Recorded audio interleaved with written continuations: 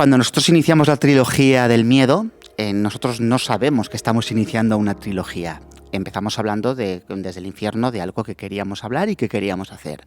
Luego llega Threesome, que es la segunda parte de la trilogía, y es al acabar o en la mitad del proceso de Threesome cuando somos conscientes de que estaría guay cerrar este tema y cerrar la trilogía. Y a partir de ahí surge la pieza de La Crítica. La Crítica es una obra que quedó finalista en el torneo de dramaturgia.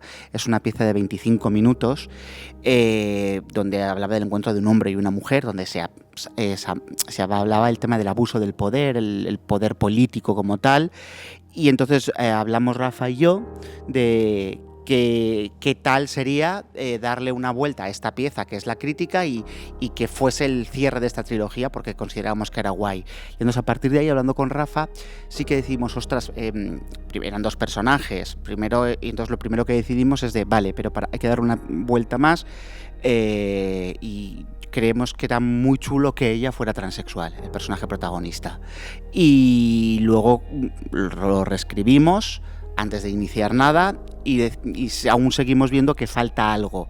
Y es cuando aparece el tercer personaje, que es Laura Usoletti. Y bueno, un poco así no surge con una premeditación.